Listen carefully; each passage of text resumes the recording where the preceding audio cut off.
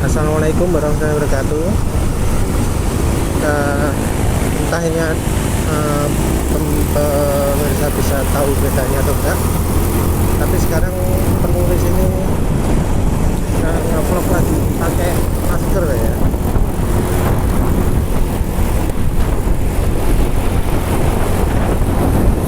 Jadi sekarang kan ini kan sedang ada peraturan orang naik motor itu harus pakai masker.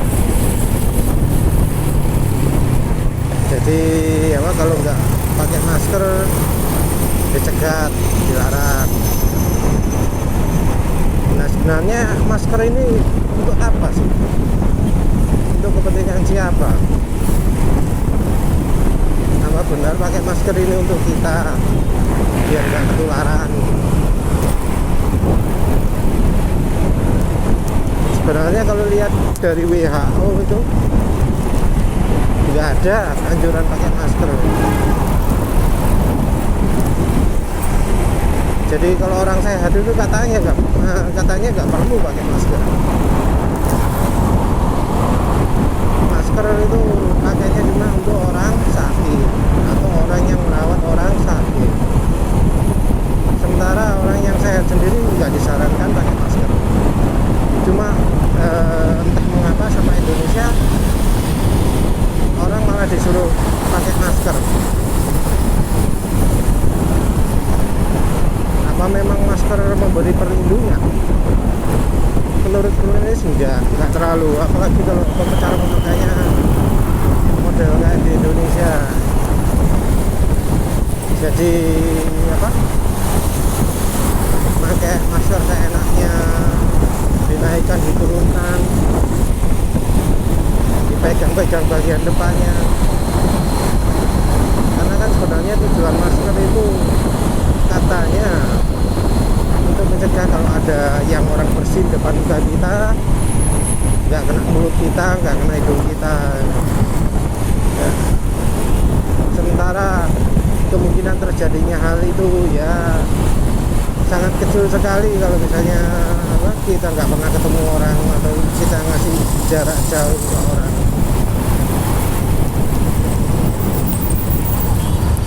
Tapi kan orang-orang ribut, kudu pakai masker, kudu pakai masker, harus pakai masker. Padahal mereka sendiri kalau pakai masker serampangan. Masker itu kan harusnya kalau pemakaian yang benar nggak boleh begitu dilepas dipakai lagi. Itu nggak boleh. Begitu dilepas ya harus dibuang kalau aturannya mereka. Sementara kita ini untuk apa sih? Masker pakai, kadang hidungnya diturunkan biar bisa nafas, kadang ya bagian mulut dibuka biar katanya ngomong biar bisa jelas.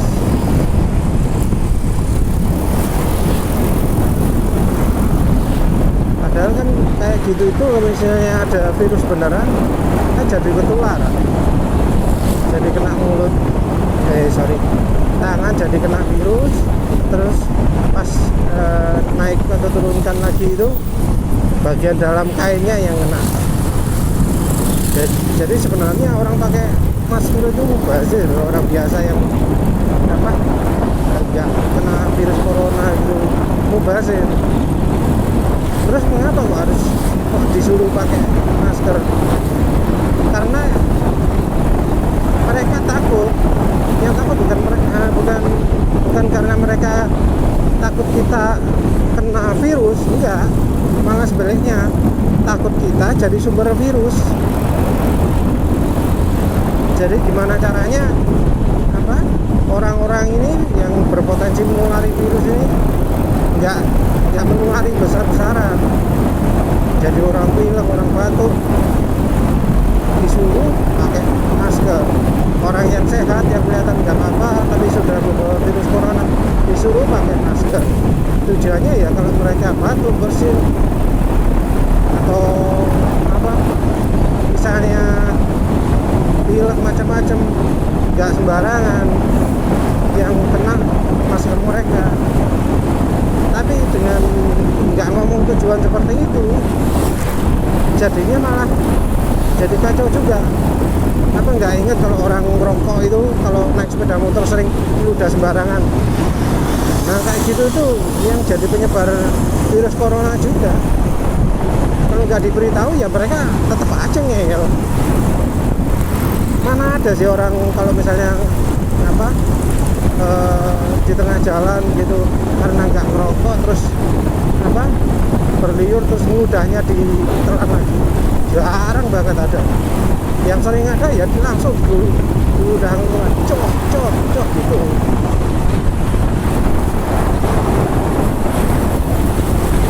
Nah gitulah kalau misalnya orang pilek beneran ya tentu kan kita lihat sendiri. Apa mau kita kalau bersin itu langsung ke masker kita? Ya nggak bakalan. Mereka kan nggak tahu, nggak diajari kayak gitu. Bersin ya langsung aja, maskernya dilepas dulu, baru bersin seanunya, selega-leganya. Nggak mungkin nggak bersin kok pakai masker itu, nggak ada ceritanya itu. Soalnya kalau gitu bersin pakai masker kan jadinya maskernya nggak bisa dipakai lagi. Padahal mereka biasanya cuma bawa satu masker.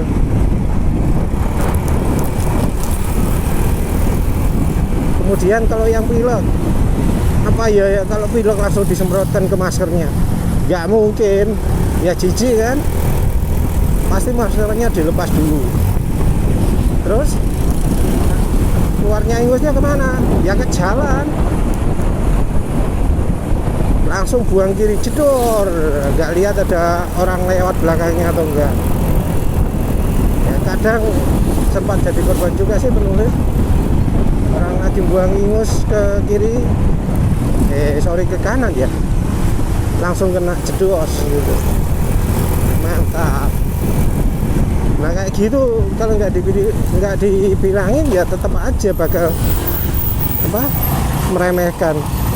Jadi sebenarnya pemakaian masker itu bukan untuk melindungi yang pakai masker, enggak, tapi melindungi orang lain, biar orang lain nggak ketularan. Karena masa inkubasinya panjang, yaitu akhirnya dirancang semua orang yang keluar ruangan harus pakai masker. Tujuannya biar orang yang ketemu nggak ketularan, karena orang yang misalnya wahing bersin batuk atau apa, tapi sayangnya nggak dijelaskan juga yang benar bagaimana. Jadi ya karena nggak tahu ya orang tetap aja sepele. Mau bersin masker dibuka dulu, buang ingus masker buka dulu, mau meludah masker dibuka dulu. Sama aja lah bohong, nggak ngefek aturan pakai masker gitu. Untuk perlindungan juga sama. Lalu serampangan cara pakainya ya mau melindungi bagaimana. Ya intinya orang ini kayaknya masker itu jadi kayak apa ya, memberikan rasa aman padahal ya tetap aja nggak aman. Dipikir pakai masker aman, padahal cara pakainya masker salah. Dari yang sakit pun begitu, tetap aja enggak. Mungkin ada yang pakai tisu macam-macam, nah, tapi tisu dikumpulkan tempat sampah di sampingnya, tempat sampahnya nggak tertutup, ya sama aja tuh. Masa ya apa, kalau pilek aja gampang nular padahal nggak pakai ngudah macam-macam. Terus kalau virus corona enggak. Setahu penulis kalau influenza itu bisa ketularan walau cuma duduk dekatnya, walau orangnya nggak pernah bersin, nggak pernah batuk. Jadi cuma duduk dekatnya aja. Dekat itu masuk penulis sudah lebih dari jarak 1 meter loh ya. Jarak 2 meter, 3 meter itu kita udah bisa ketularan gitu. Mengapa kalau virus corona enggak? Aneh gitu. Jadi pakai masker itu sebenarnya merupakan pertanda ketakutan orang ketularan sama virus. Kalau ada Pak Polisi, Pak Menteri, Pak Gubernur, Pak Bupati nyuruh orang pakai masker, itu karena mereka takut ketularan sama kita. Tapi ya mau gimana lagi, orang sudah berpikir bahwa kalau pakai masker nggak bakal ketularan, kalau pakai masker aman. Padahal ya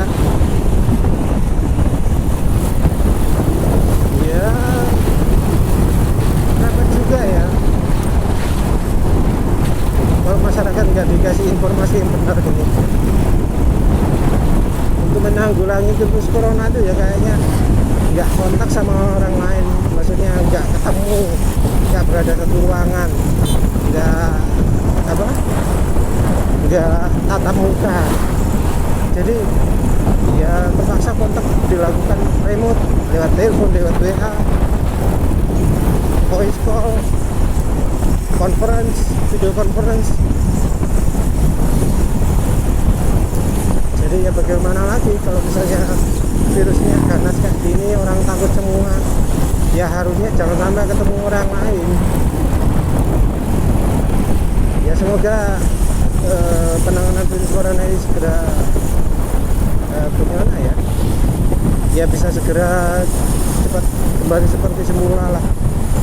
Kalau melihat cara penanganannya kayak gini penuh spesialis, tapi ya semoga virus corona ini enggak sekejam yang diomongkan di TV-TV, di berita-berita.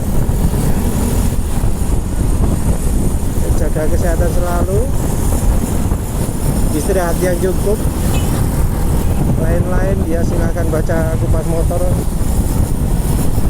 ada beberapa tips, silakan dibaca. Nanti akan penulis bahas lagi kalau ada topik yang lain. Terima kasih, sekian saja. Assalamualaikum warahmatullahi wabarakatuh.